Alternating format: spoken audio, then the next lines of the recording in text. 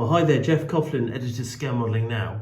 So welcome to this inbox browse where we're going to look at this all new tool released from Airfix in April 2024 of the 72nd scale Consolidated B24H Liberator. Cracking box art, as you can see there. We've got Corky on the cover. You get one other option which we'll get to in a bit. But I have to say, I've certainly been keen to see what we have on offer here, and I must say I'm certainly not disappointed. You've got the newer Airfix plastic, this kind of darker grey plastic. The recessed panel line detail I think is excellent. It's very, very fine with some authentic panels like these ones around the waist gun sections, very, very slightly raised there. One thing that really caught my eye was the beautifully tooled fins. You can see here, fabric effect there. You've got some very nice rivet detail. I don't know whether that's actually coming out on the video, but that really is terrific. Some great internals, which we can see here in terms of the Bombay and Bombay detail. Open Bombay doors, I think that's going to be a must for this, just so you can see all the internal stuff. Cockpit instrument panel, you can see over here, you get decals to put over the front of that. Moving along, you can see we're moving on to the engine sprues and the nacelles and the cowlings. Cylinder heads look really, really well detailed as well. Nicely shaped prop blades, obviously got 4 of those, which you can see here. And then a really nice touch, I think, if we just come over to the other section here, where you can see the inside detail on the main upper wing.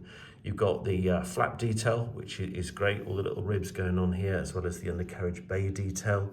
Let's flick this over. Got some weighted tires. I think that's a great decision by Airfix there. Separate hubs, that should make painting a lot easier. But it's really good to see that you've got the main wheels weighted, in fact, or unweighted, so you've got options there depending on what you want to do. Coming down here, you've got the good old, I think there's these turbo exhaust outlets on the top of the wings here. Nice hollowed out little recesses on the vents. Very, very nice touch there. Useful sprue, which we can see here, sprue F, where we've got a separate nose section, so that does suggest there might be other versions of the Liberator on the way. Ammo belts you can see here, turret details and so on. Just flicking it over. Yeah, got some nice, again, some nice, very fine rib detail on the inside of that nose section. I like that. Coming across here, we've got various bombs, lots of bombs, you'd expect. All well molded and well tooled. Other internal details as well, various what look like oxygen bottles, whatever they might be. Clear sprues are superb, really beautifully clear. I mean, about as good as that you can get. Really love the way you've got this, which is now reasonably standard on most manufacturers, where you've got the canopy molded as part of the upper fuselage. Makes painting and getting rid of join lines an awful lot easier, which is great. Beautifully clear, as you can see, hopefully in the shots. 2 different canopy sections there. Basically, you've got the framed and unframed side windows, from what I can see, to be the main difference between those.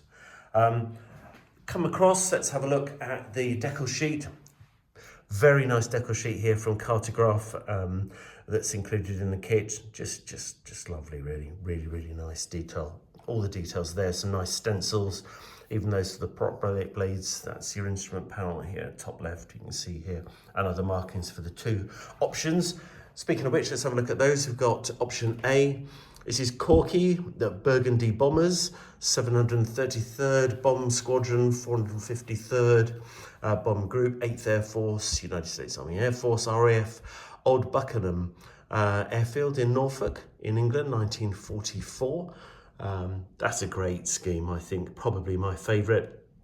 Love the nose art, love the fact you've got the different coloured fins as well. Yeah, nice olive drab over the top. And then slightly different scheme, as you can see here, we've got with Valiant Lady of the 831st Bomb Squadron, 485th Bomb Group, 15th Air Force, USAAF. This one's based in Venosa in Italy in 1944. Again, a bit different, this one. So a couple of decent options in the kit. I like this trainer yellow section on the fin and tail planes, which you can see here. Instruction booklet, classic sort of standard Airfix affair as they are produced these days. Lots of exploded diagrams, lots of clear indication as to what needs to be painted, what needs to be drilled, little holes here for various sub-assemblies and options that are included in the kit. So there's going to be plenty of painting early on with this to get all the internals done before we pull it all together. And as you can see here, open Bombay. I really like the look of that. I think that's excellent. And this is clever. I like this. This is good. Where Airfix is showing how these parts should look once they're assembled, making sure you get the dihedral correct. That's a neat touch. I've seen that quite like that before. Engines, as we say, are made up. Option for flaps down or up. You know, you could just go for the flaps down option just to add a bit more interest, to be honest. Gear up or down, and you get the appropriate wheels flattened or not accordingly. This is going to be potentially a massive tail sitter, so clearly you're going to have to get some weight into the nose of this thing.